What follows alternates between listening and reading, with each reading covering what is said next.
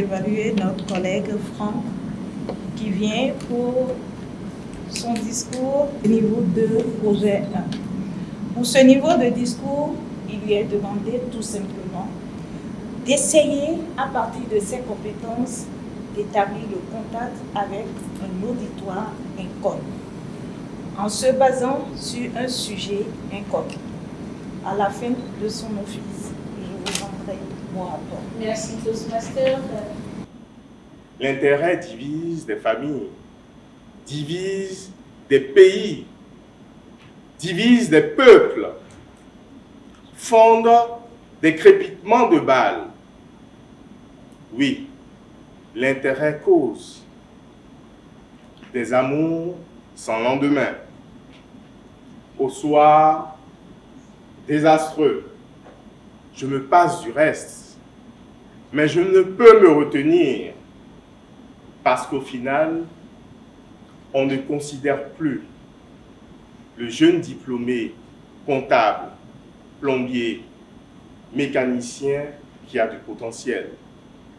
L'intérêt est la première source de compromission.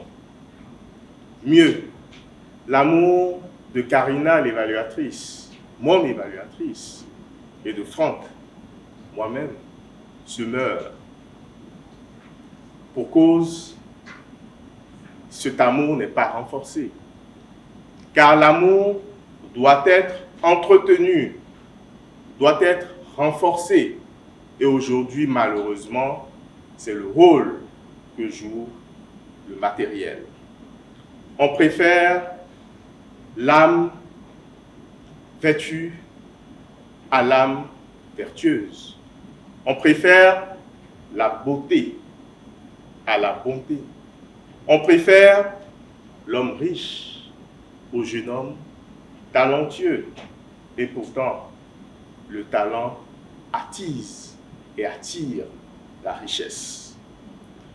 Oui, la richesse appelle difficilement le talent. Mais vous allez me demander pourquoi. D'abord parce que l'intérêt manque de vision. Dites-leur que le matériel a l'obligation d'augmenter au risque de se perdre. Faites-leur savoir que l'homme de petite condition court le risque de s'élever, car il suffit pour lui d'avoir de la vision. Ensuite, l'intérêt hypocrite. Oui, l'intérêt hypocrite. Dites-leur que la domination d'un peuple par une classe donnée n'est utile qu'en face d'une oppression. Dites-leur que Spartacus avait raison. Oui, il avait raison de prendre des armes.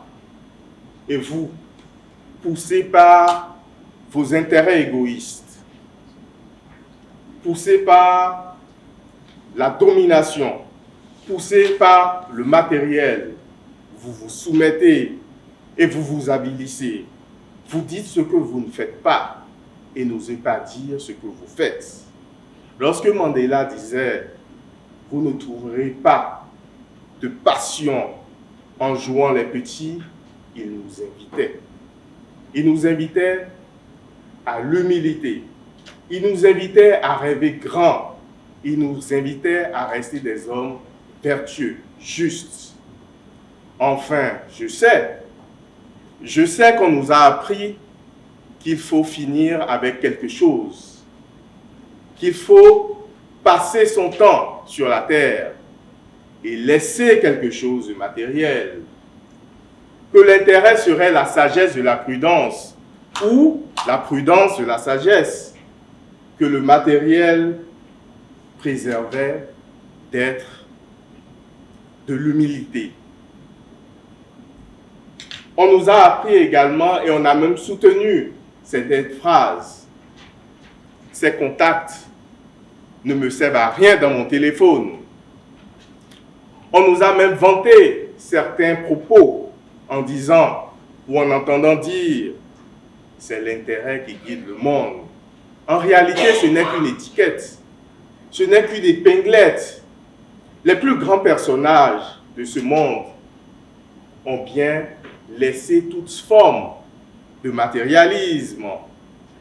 J'en ai pour preuve Gengis Khan, l'empereur mongol, qui a bien été esclave, mais qui au final, nous retenons qu'il a été l'un des plus grands empereurs de l'histoire, ayant conquis trois palais, 3 cités, mais il a conquis plus grand que Napoléon.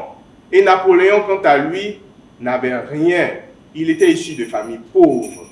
Il était issu d'une famille qui ne savait même pas parler le français, à peine. Et pourtant, il fut l'un des plus grands empereurs de France. Je voudrais vous dire que le manque de considération est crucial, car le plus important, c'est d'avoir des hommes sans artifice. Monsieur Akani, félicitations pour le choix du sujet que j'ai trouvé très intéressant. Les idées étaient présentes. La passion était là. Les recherches étaient à foison, ce qui vous a permis de bien présenter votre discours.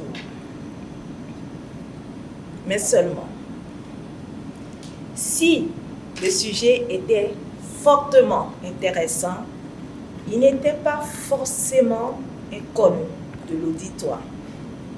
À l'aune des objectifs qui vous étaient assignés, il vous était demandé de vous baser sur vos compétences pour établir le contact avec un auditoire inconnu en partant d'un sujet inconnu, inhabituel, inattendu. Et sur ce point, je suis restée un peu sur ma faim. J'ai noté beaucoup d'idées. Les idées étaient là, mais seulement le développement était pêle-mêle.